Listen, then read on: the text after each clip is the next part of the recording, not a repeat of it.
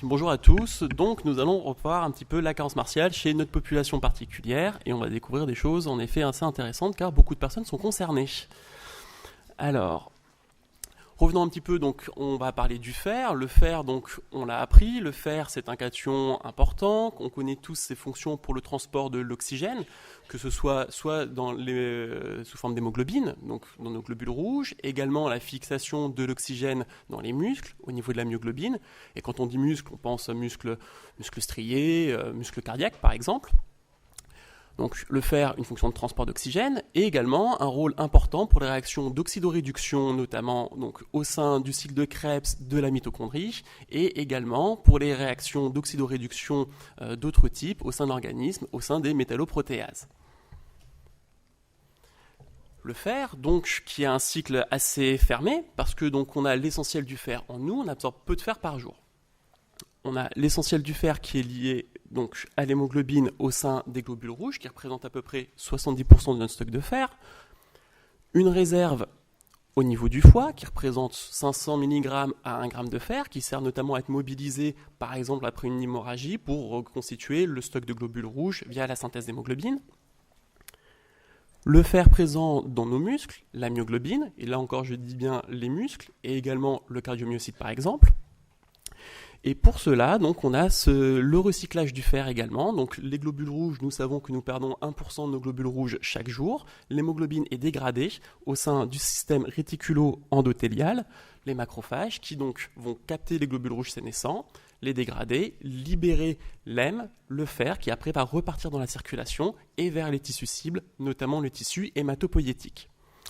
Un système fermé, peu de pertes, environ 2 mg par jour, sous forme de pertes cutanées, éventuellement un peu digestives, la desquamation cellulaire. Et du coup, les apports oraux par l'alimentation va complètement suffire pour renouveler notre stock de fer. Il n'y a pas de perte de fer à l'état physiologique.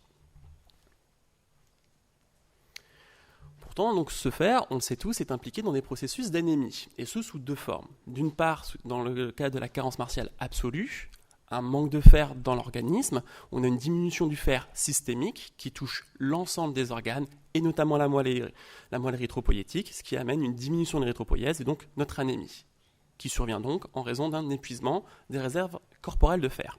Et puis le fer et l'anémie, c'est aussi dans le cadre du mécanisme inflammatoire. Une inflammation chronique va, par l'action de l'hepcidine, sécrétée par les interleukines 1 et 6, bloquer la recirculation du fer, que ce soit au niveau du système réticulo-endothélial, et donc du coup, le fer va rester séquestré et ne va pas gagner la moelle érythropoïétique. Du coup, une diminution de l'érythropoïèse, une accumulation du fer du système réticulo-endothélial, et là encore, une anémie, mais ce coup-ci par un autre mécanisme, le fer n'est pas sur le tissu cible. Ceci, vous le savez, les différents marqueurs du métabolisme du fer vont évoluer avec deux profils différents selon qu'il y ait une inflammation chronique ou une carence martiale absolue. Le fer sérique va diminuer dans les deux cas. La ferritine, donc cette protéine de stockage de fer, notamment au niveau du foie et des autres organes cibles, cette molécule de stockage va diminuer. Et en effet, il n'y a plus rien à stocker. Tandis qu'à l'inverse, dans le cadre de l'inflammation chronique, la ferritine va être relarguée dans la circulation. Donc une élévation de la ferritinémie dans l'inflammation chronique. La transférine va augmenter dans le cas de la carence martiale pour aller capter le fer qui est absorbé et le redistribuer autant que possible. À l'inverse, cette transférine va être diminuée en situation d'inflammation chronique. Résultante, le coefficient de saturation calculé à partir du fer sérique et de la transférine va se retrouver abaissé dans la carence martiale absolue et le plus souvent normal, parfois un peu diminué dans le cadre de l'inflammation chronique. Enfin, le récepteur soluble de la transférine va augmenter dans la carence martiale absolue et va diminuer dans le cadre d'une inflammation chronique. Ce récepteur soluble de la transférine, en fait, de la circulation de récepteurs pour aller se fixer au maximum sur les cellules cibles du fer, notamment au niveau de la moelle, pour capter au maximum le fer. Comme on le sait, le diagnostic de carence martiale, c'est la recommandation de la HAS depuis 2011, repose sur le dosage de la ferritinémie et, en situation inflammatoire, du calcul du coefficient de saturation de la transférine. Le calcul du fer sérique, le dosage du fer sérique n'a plus aucun intérêt. Je précise, parfois c'est encore dans certains mœurs, cela n'a plus du tout sa place. Les étiologies, on le sait aussi, carence martiale absolue, 2 options. Soit un excès de perte, et ça c'est ce qu'on va chercher systématiquement quand on voit donc un saignement occulte le plus souvent, éventuellement favorisé par certains médicaments qui peuvent favoriser les saignements. Bon. Éventuellement un excès de perte dans le cadre de pathologies exsudatives au niveau digestif. Bon. Un défaut d'apport, l'extrême, les régimes végétariens, véganes, bon, situation plutôt rare chez nos personnes. Enfin, également, se pose la question du défaut d'absorption, notamment en cas de gastrite chronique, qui est une pathologie, donc la gastrite chronique atrophique, qu'elle soit auto-immune comme maladie de Birmer ou simplement liée à l'âge. Ceci est une situation fréquente chez nos patients. La prise d'IPP, en diminuant l'acidité gastrique, et donc du coup qui va gêner la libération du fer hémique et donc l'absorption du fer. Là aussi, situation fréquente chez nos patients. Et parfois des chélateurs, comme typiquement la prise de thé à haute dose, qui diminue l'absorption. De l'autre côté, sur les inflammations chroniques, donc inflammation chronique, les situations qu'on connaît, typiquement les pathologies néoplasiques, les infections chroniques, on pensera à VIH, historiquement tuberculose, les maladies auto-immunes, typiquement la polyarthrite, et les maladies inflammatoires de l'intestin. Donc deux profils, deux situations assez séparées, mais qui également chez nos patients peuvent un peu se croiser. Donc tout ça, c'était les concepts de l'anémie par carence martiale, ou la carence martiale associée à l'anémie. Donc on dit que la carence martiale est une pathologie hématologique, un défaut d'érythropoïèse.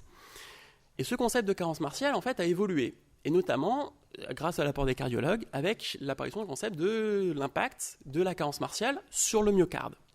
Alors les cardiologues s'y sont historiquement beaucoup intéressés depuis une bonne dizaine d'années parce que l'anémie était souvent associée à l'insuffisance cardiaque, notamment à FEVG altéré, et du coup les cardiologues constataient que cela était associé à un pronostic vital et fonctionnel péjoratif. Donc les cardiologues ont cherché à savoir quelles étaient les causes de ces anémies et s'ils pouvaient agir dessus. Et ainsi, ils ont pu étudier, donc, et chez les carences martiales avec ou sans anémie, l'impact de cette carence. Et notamment, on a pu voir qu'il y a une dysfonction au niveau myocardique liée à la carence en fer, et notamment sans l'anémie. Cette dysfonction va repartir sur le remodelage du ventricule gauche, qui va être du coup altéré, une altération de la FEVG, donc des effets vraiment macroscopiques qu'on peut mesurer de manière clinique, à l'échographie, mais également à l'échelle cellulaire, notamment sur les modèles animaux, a pu être mis en évidence, donc notamment une dysfonction mitochondriale.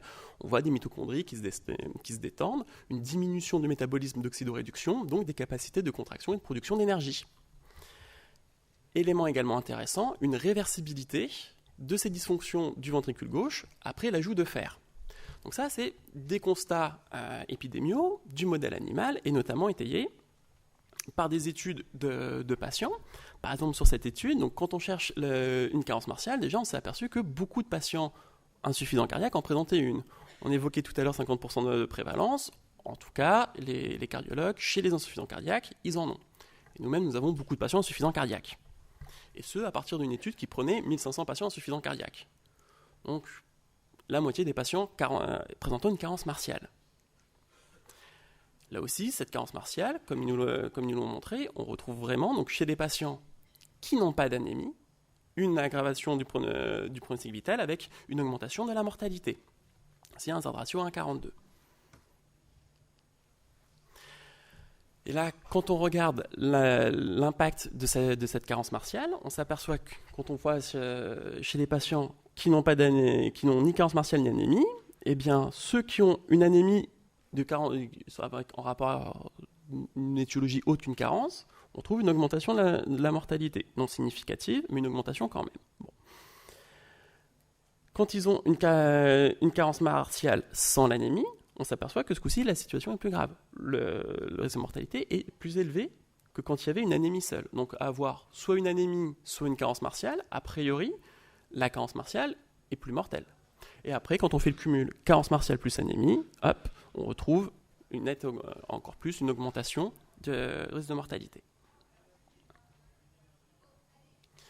Ce qui a amené du coup les cardiologues à se réinterroger sur la définition de la carence martiale et du coup à prendre ces seuils, donc toujours sur notre dépistage de la carence martiale en prenant les seuils donc de ferritinémie inférieure à 100 ou de ferritine entre 100 et 200 associés à un coefficient de saturation inférieur à 20%.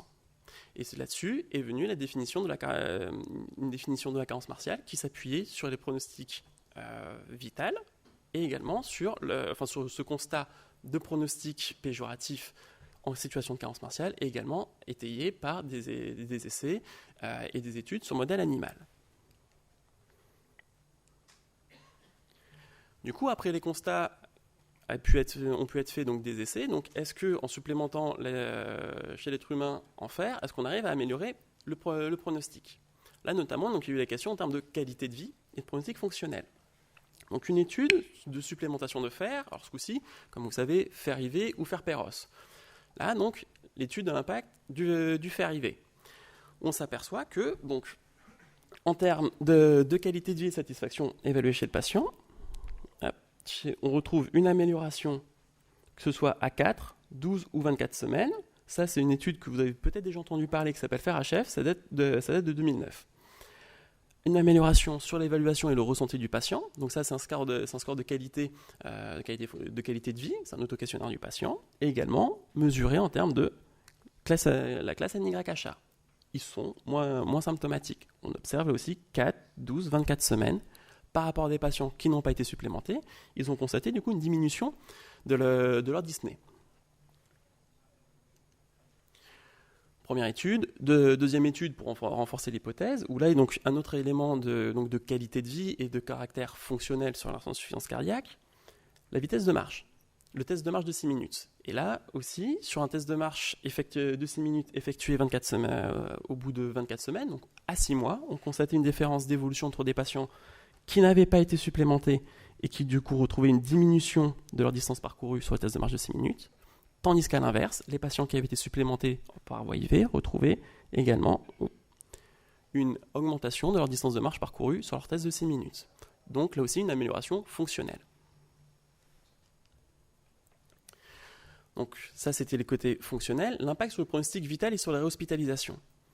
Cela n'avait pas été évalué comme critère principal jusqu'à présent. Par contre, c'était des éléments qui avaient été suivis. Donc, du coup, les données ont été récupérées sous forme d'une méta-analyse pour regarder donc l'impact en termes de mortalité cardiovasculaire et de réhospitalisation cardiovasculaire. Et là aussi, donc, on retrouvait une diminution de la mortalité et de la réhospitalisation cardiovasculaire. Alors ça, c'était des critères secondaires. C'est des études qui n'ont pas été designées initialement pour étudier ces critères. Ça, c'est des réponses qui vont venir parce que les essais sont en cours. Donc, on saura prochainement si corriger une carence martiale, au-delà d'améliorer le pronostic fonctionnel, la dyspnée, la qualité de vie, est-ce que cela a également un impact en termes de mortalité? Aujourd'hui, on ne vous répond pas. Ça ne saurait tarder. Ça, c'est le côté fer IV. On connaît aussi donc, le fer oral, qui a été également essayé. Donc là, c'était une autre étude qui date donc, de 2017, toute récente, Iron Out. Là, pour le coup, il n'a pas été montré de différence significative sur les tests de qualité de vie, que ce soit le KCCQ, la vitesse de marche et le test de marche de 6 minutes. Il n'était pas retrouvé de différence. Donc, est-ce que c'est propre à la galénique, à la forme d'absorption d'administration? Toujours est-il qu'en tout cas, il n'y a pas trouvé d'amélioration par le fer Péros.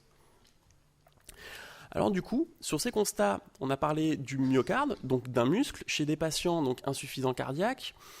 On s'est posé la question, du coup, chez nos patients âgés, comment évoluer et quelle est donc la carence martiale, quel est son impact, en dehors justement de l'anémie. Pour cela, on a monté une étude observationnelle à partir de patients hospitalisés et suivis en ambulatoire à l'hôpital de jour de Broca, sur des patients suivis entre 2013 et 2016.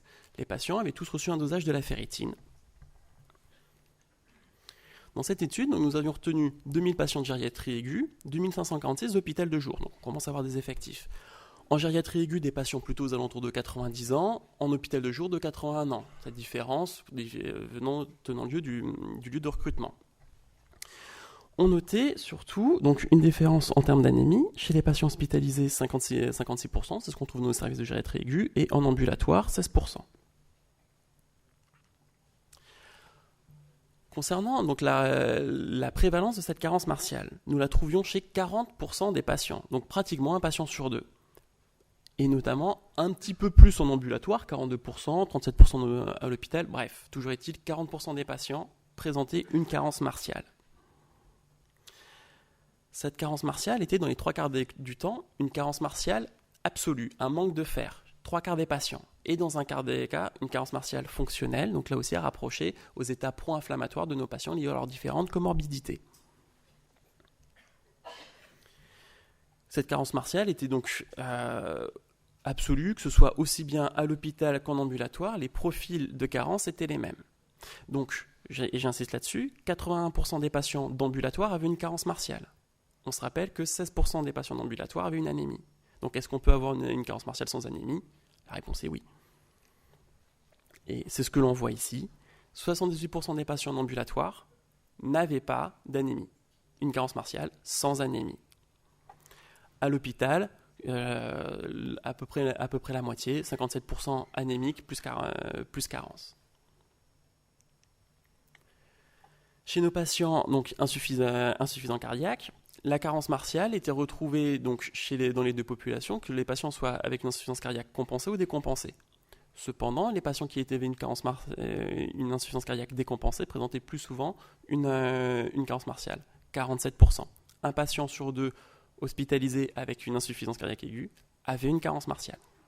37% sur la population qui avait une insuffisance cardiaque stable. Là aussi, donc la répartition, 80% des cas, à peu près, une carence martiale absolue, donc un vrai manque de fer. On a cherché à s'intéresser donc aux situations qui étaient associées à cette carence martiale, et notamment quels étaient les déterminants éventuels qui pouvaient laisser prédire donc cette carence, vu que si on ne cherche que chez les patients anémiques, on en ratera. Donc on s'est aperçu qu'on a donc une prédominance de la carence martiale chez les femmes, mais ça on le sait depuis toujours, vraisemblablement en rapport avec les périodes d'activité génitale et la diminution du stock martial avant la ménopause. Une augmentation de la carence martiale chez les insuffisants cardiaques et, étonnamment, chez les patients atteints de maladie d'Alzheimer. 18% des patients. Et également, donc, on a vu également en analyse bivariée une association avec la dépression. Cet élément ne ressortira pas ultérieurement, mais on l'a vu passer. Donc consacré. Quand on s'est intéressé aux médicaments, on s'est aperçu donc que cette carence martiale était notamment associée à la prise d'AINS, on s'en doutait, aux médicaments qui peuvent fluidifier le sang, notamment l'aspirine, les anticoagulants, et également les IPP, les médicaments qui peuvent diminuer l'absorption. Et ces résultats sont confirmés sur notre analyse multivariée, avec donc notamment le sexe féminin associé à notre ratio de 2 fois plus de risque de carence martiale chez les femmes par rapport aux hommes, la maladie d'Alzheimer, 1,76, les anticoagulants, les antiagrégants, ça on le savait. Et là où c'est notamment intéressant, c'est cette question sur la maladie d'Alzheimer. Parce que donc, les cardiologues, au cours des 10 dernières années, se sont posés des questions sur la carence martiale et le myocarde. Ils ont trouvé une association, ils ont cherché, et là, ils cherchaient à améliorer le pronostic fonctionnel, éventuellement vital, de leurs patients, en le supplémentant en fer. Nous découvrons donc cet élément, maladie d'Alzheimer et carence martiale. Qu'en est-il derrière ? Ça va être encore à déterminer. Donc au total, la carence martiale, c'est une situation qui est fréquente chez le sujet âgé, 40% de nos patients. Notamment, voire même surtout, en l'absence d'anémie. Donc aller chercher une carence martiale uniquement chez les patients anémiques, c'est rater des carences martiales. Ces facteurs associés sont notamment donc, le sexe féminin, on le savait déjà un peu, l'insuffisance cardiaque, on l'a retrouvé comme déjà les cardiologues l'avaient montré avant nous, et la question de la maladie d'Alzheimer. Du coup, de ces constats, s'impose la nécessité de faire des études complémentaires afin d'évaluer notamment l'impact en termes de pronostic et éventuellement de thérapeutique. Je vous remercie.